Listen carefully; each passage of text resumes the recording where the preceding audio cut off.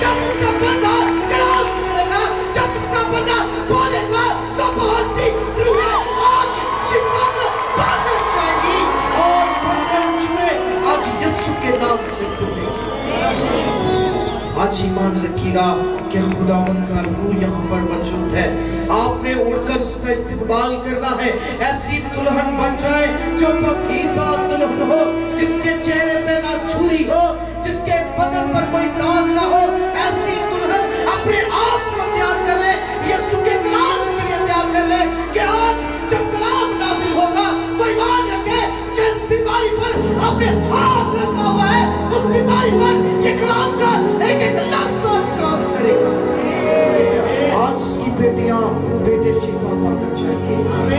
اور جو درخواستیں لے کر آئے ہیں آپ اپنے گھر والوں کے لیے جو اس وقت بیمار گھر میں پڑے ہوئے ہیں، اس وجہ سے وہ چرچ کے اندر نہیں آئے، ایمان رکھیے گا آپ جب چرچ سے کر جائیں گے وہ شفا پا چکے ہوں گے،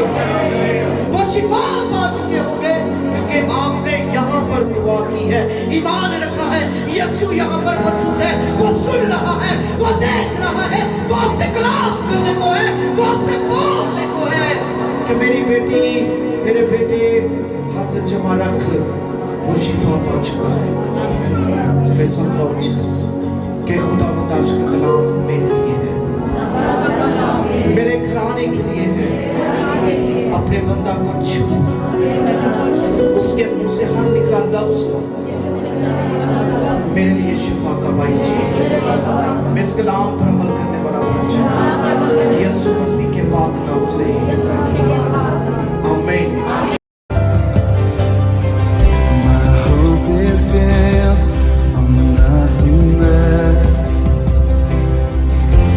Jesus' blood